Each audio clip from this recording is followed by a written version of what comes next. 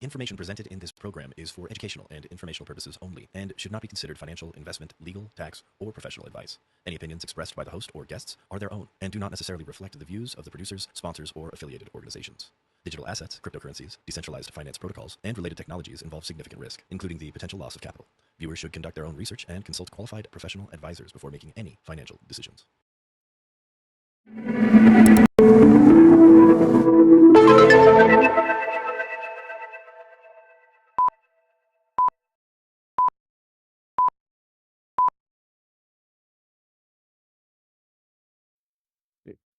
Hi everyone, welcome to TezTalks DeFi Series. Today we are covering vaults.fyi, our latest partner for Tezos EVM. And yeah, as we are moving towards Tezos X. And here we have Ryan, the co-founder of vaults.fyi, here to share with us more about their integration, more on Vaults, FYI itself, and also the future of DeFi. Yeah, Ryan, kindly please introduce yourself and briefly share about what Vaults FY is all about. Hey everybody, how's it going? I'm Ryan, co-founder, CEO of vaults.fyi. And vaults.fyi is a single API to integrate really all of your DeFi actions. So we started very focused on earning. Today we integrate over 80 protocols across over 20 networks. So if you're building some sort of consumer or institutional earn experience, you want to be able to offer your users opportunities across Aave, Morpho, Midas, Lido, down the list. You can integrate our API and have access to all of them. Nice. Yeah, short and simple. Yeah, maybe also do share a bit on your earlier journey when you joined crypto and what got you to start Vaults FYI. Yeah, so I guess professionally, I've only ever worked in crypto at this point. I guess I'm coming up or just hit my 10-year anniversary. Uh, and initially, I was very interested in real world assets. That was actually one of the first things that I found interesting. Part of the reason for that was, um, while obviously I did participate in early ICOs and things like that, actually including the Tezos ICO. I always just thought that some of these opportunities around, bringing these off-chain assets on-chain, making them more accessible, was going to be one of the first things that really took off. I think in reality, it's 10 years later and still RWAs are quite nascent. And so along my own journey there, I fell much deeper into the DeFi rabbit hole. And with vaults.fyi, the initial thing that we set out to do with the product was offer users the most accurate APY data possible. That was the initial goal that we set out to achieve, and I think we do that really, really well today. I don't know how active of DeFi users some of the listeners will be, but one of the challenges that exists in DeFi is if you go to 3 different front ends, you may see 3 different calculations for the same lending or staking APY. And so that was the initial thing that we set out to do. We do a lot of on-chain data work to fetch the share price of all of these products every hour and then recompute the APYs on top of that. So that's where we've began as a product, and we've expanded quite greatly from there to have all of the transaction payloads, position tracking, and different kind of monetization around that as well. Yeah, very nice. Yeah, and maybe we can move over to speaking more on on-chain U today. What does on-chain U look like today? Is it mostly dominated by Morpho? And yeah, like how are rates like? Well, if you're okay with it, I'll actually just kind of share my screen and maybe Yeah. we can, walk through this a little bit. Give me one second. Okay. So, we're talking today on May 1st. And I would actually say that at the moment, DeFi yields are in a very strange place where if you were to rewind the clock 6 or 9 months ago, rates were very good. We can click into a few things and I can sort of make that point, but let's actually just click into something quite large like Aave. And if we're looking at like basically the 1 year historical APY data on something like Aave, rates were, 4.75%. And excluding the recent run-up as a result of some of the RS ETH incidents that have been going on, rates for a while on these major protocols were sub T-bills. On something like Aave, it was around 2%. I would say the average Morpho APY on stablecoins for the larger vaults was probably around 3.5% or so. And so DeFi rates have been pretty compressed up until the last 2 weeks or so.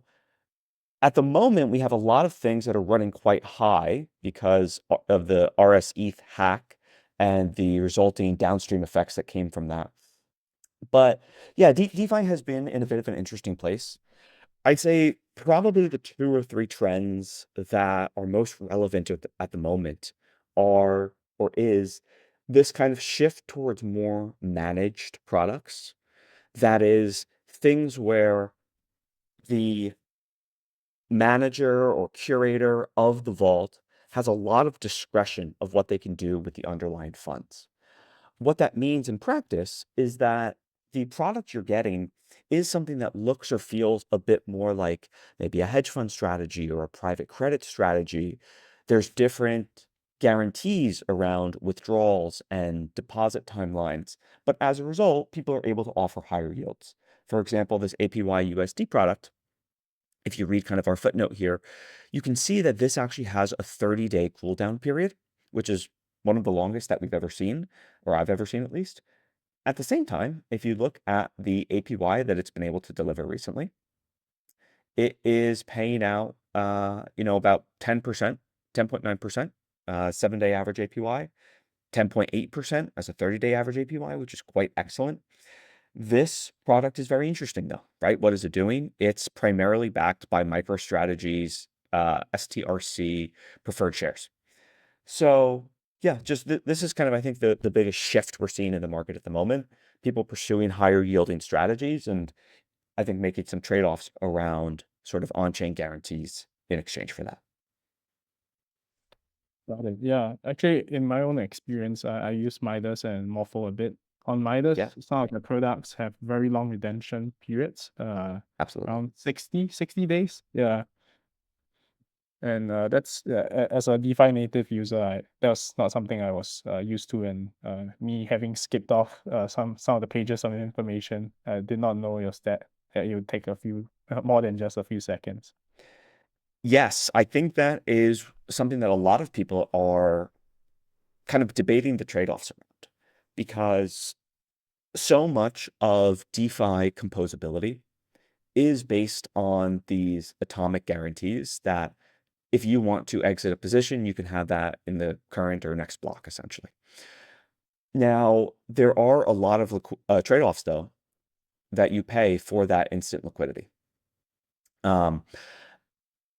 And what you'll see with products like Midas or products like APYX is that they are able to pay these higher yields partially as a result for having these lockups, right?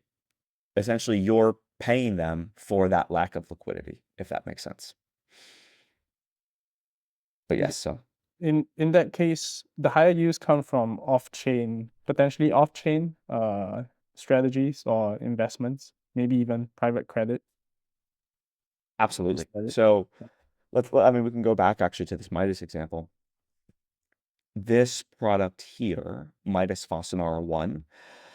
So as you can see, we've been trying to improve these actually as these sources of yield get more complex. But in this product specifically, it's tokenized exposure to Fosinara Capital's private credit fund.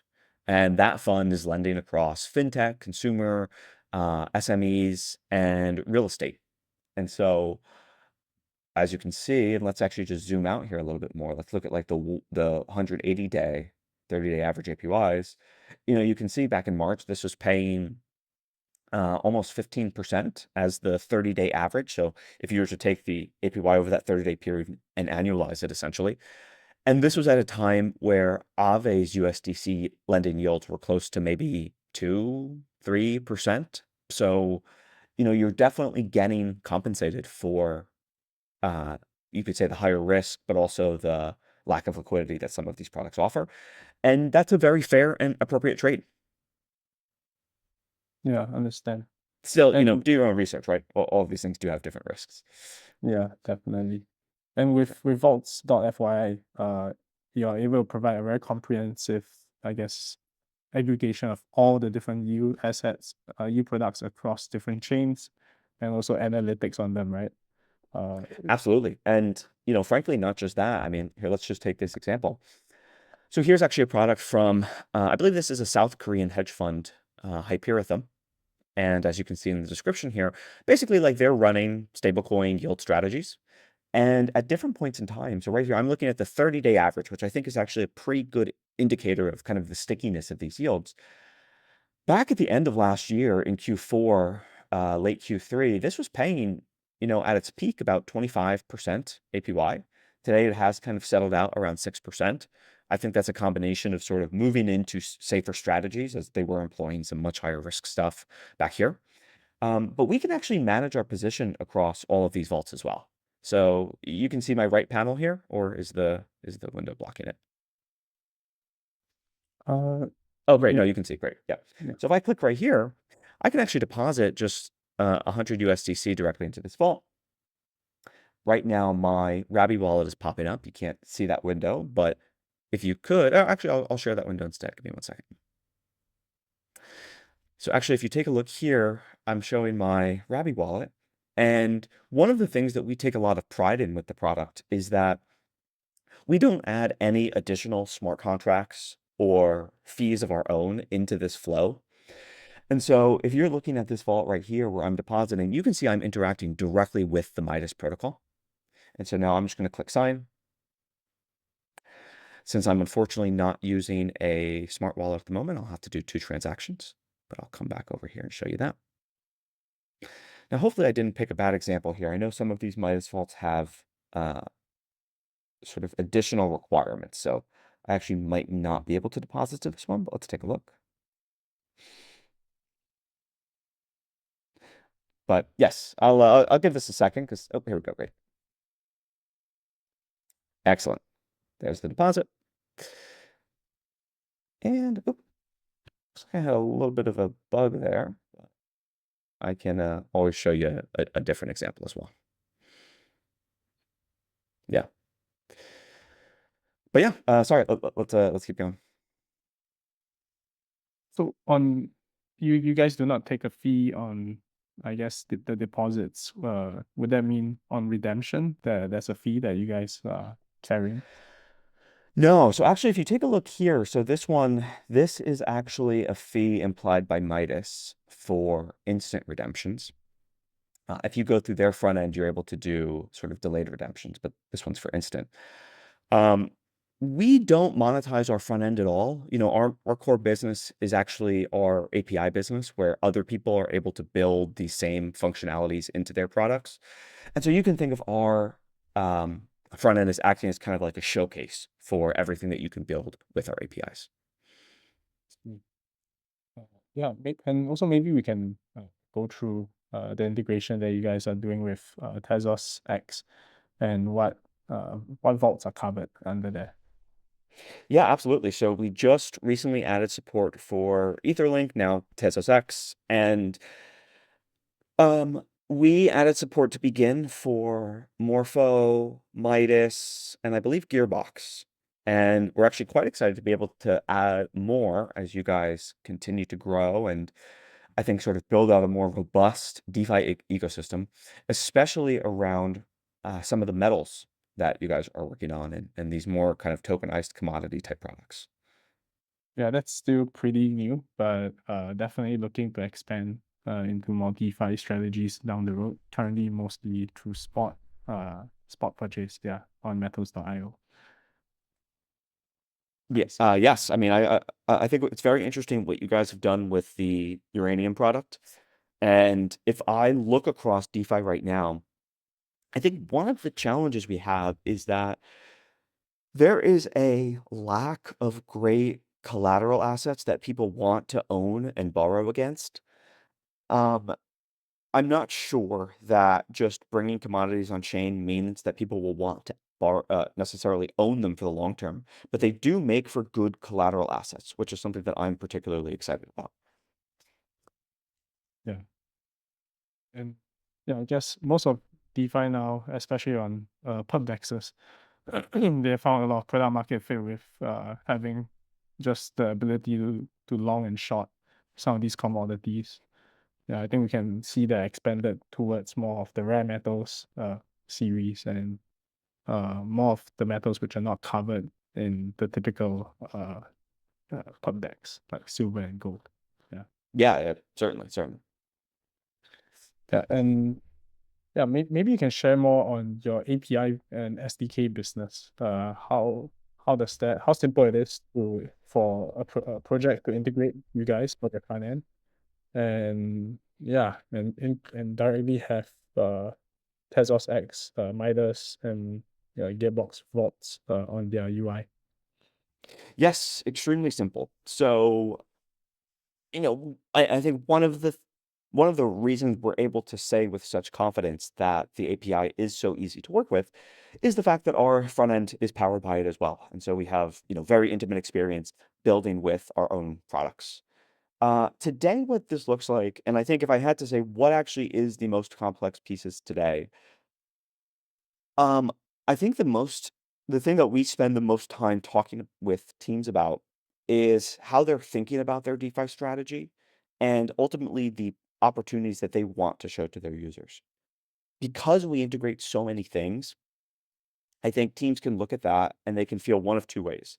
They can feel very excited at the chance that they'll be able to show their users dozens of different opportunities.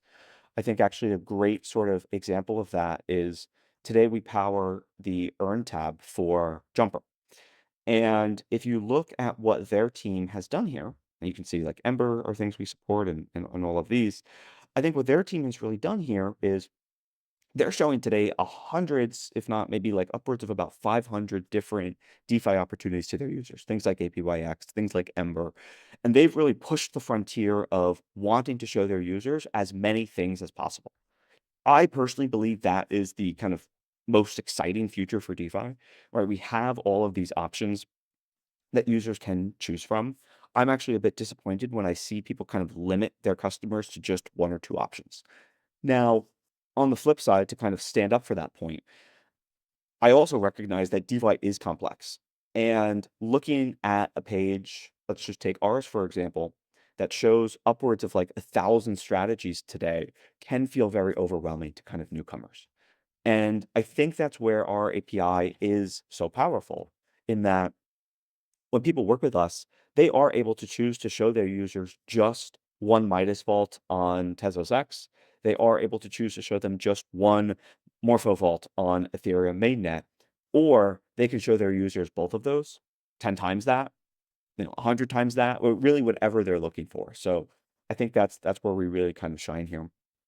And then there is certainly a level of complexity that we're able to simplify for our customers, where each of these vaults has so much nuance in terms of both how they calculate APYs, how they handle fees, how they do redemptions, whatever it may be. And through our API, we're able to standardize that across all of these products. And so that teams and developers integrating these things don't really have to play any guessing games of how they're going to have to handle all of these edge cases.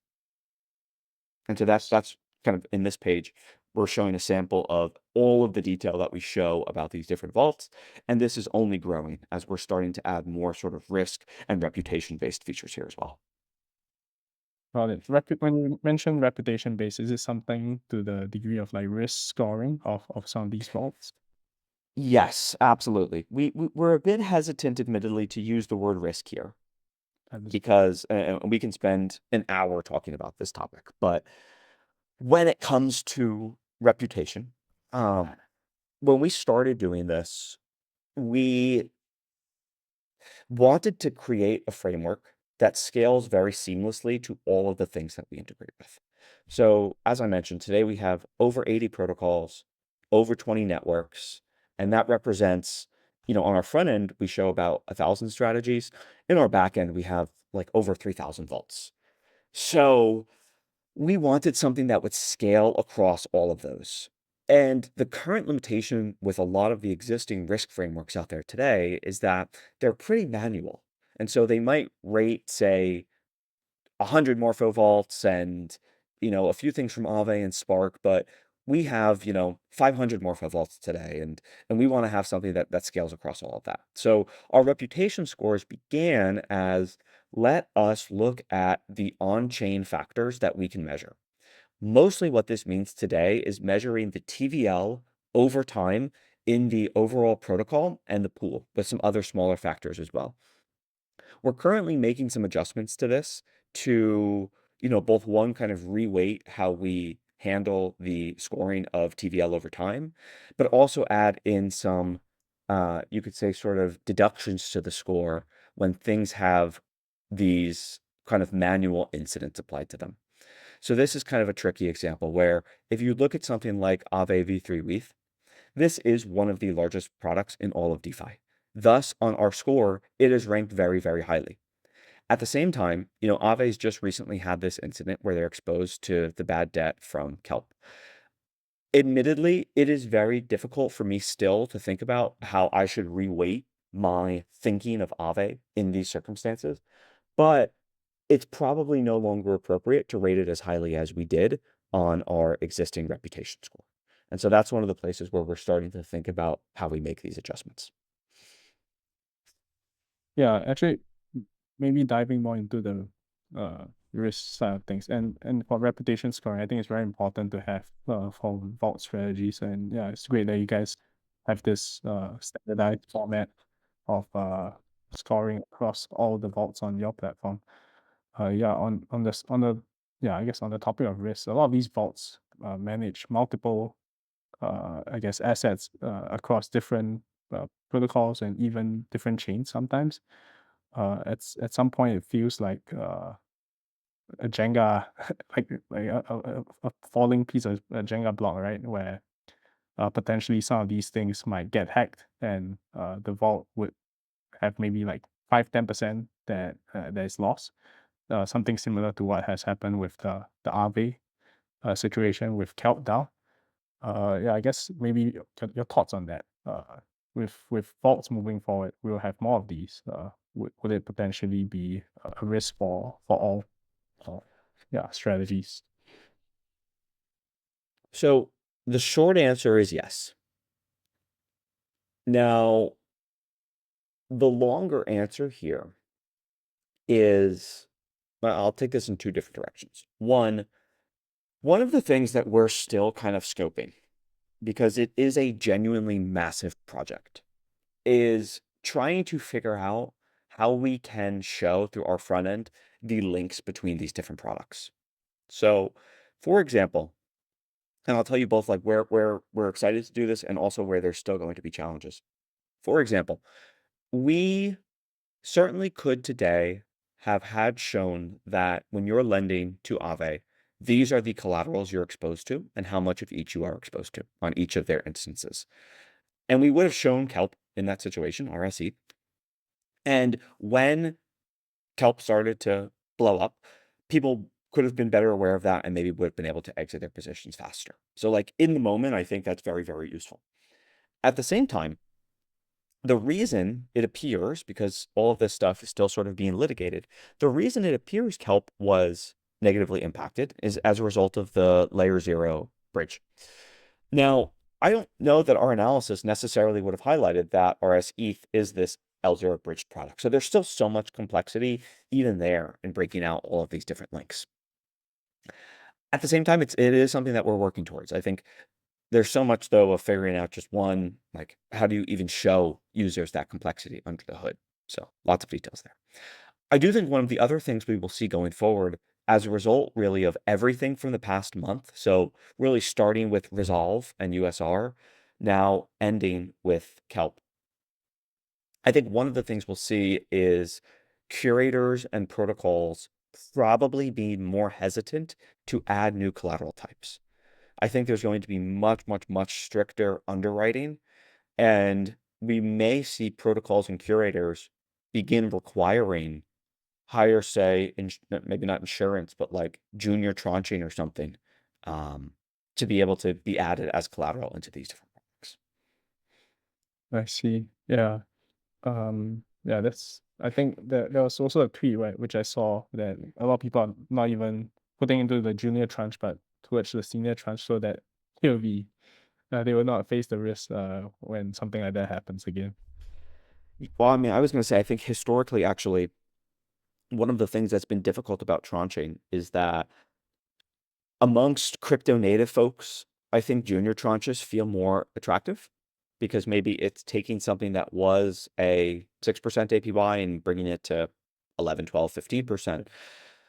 And it's actually been tough, I think, to fill larger senior tranches in some of these cases. But now we may actually start to see that shift. And I think if we can fill up the senior tranches, then there certainly will be demand for junior tranche products and, mezzanine sort of middle tier products.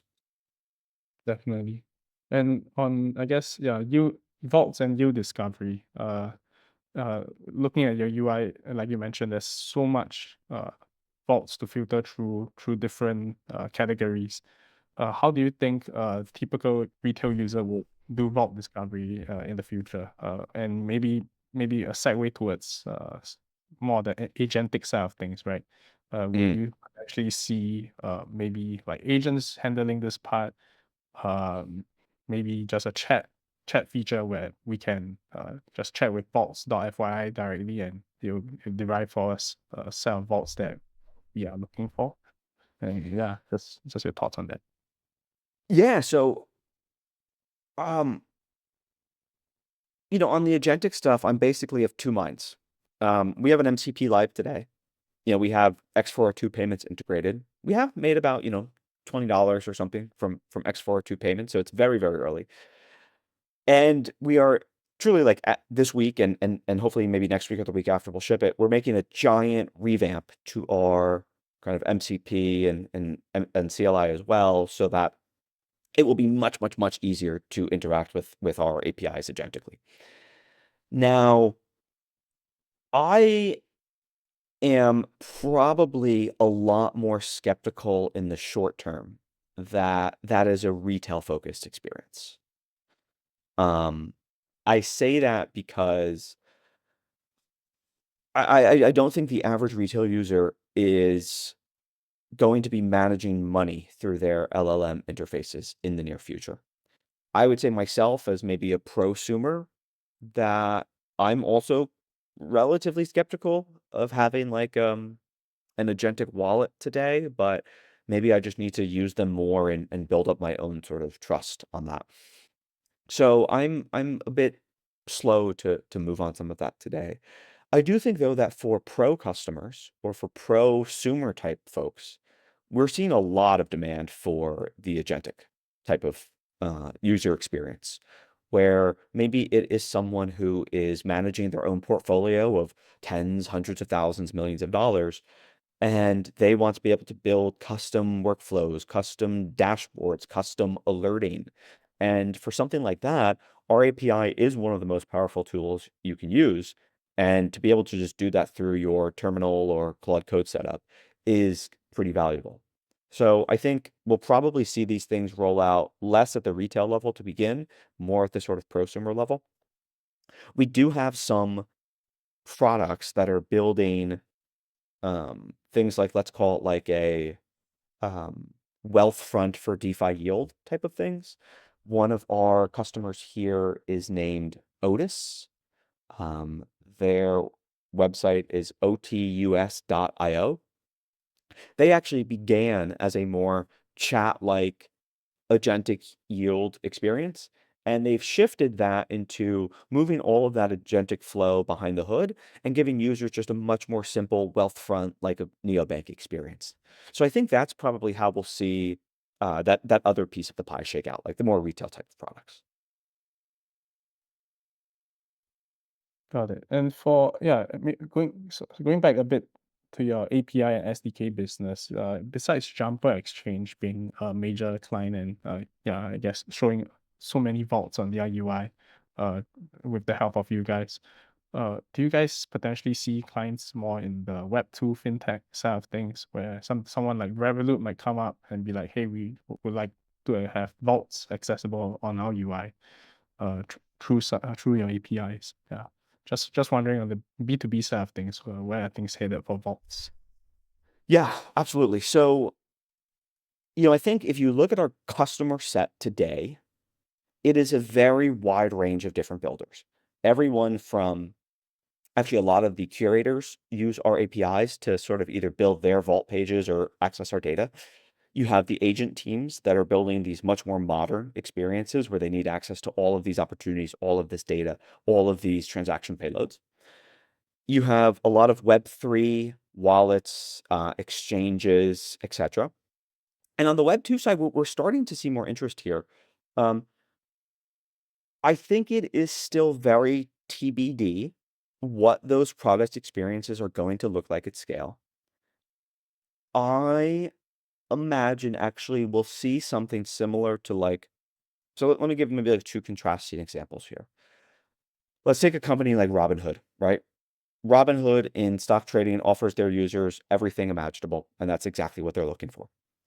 On the flip side, it's stock trading focused app.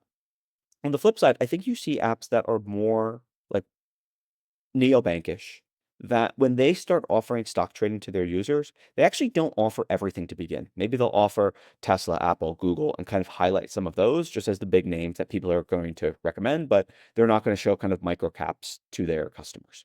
I imagine that's probably what we'll see with a lot of these neobanks as well.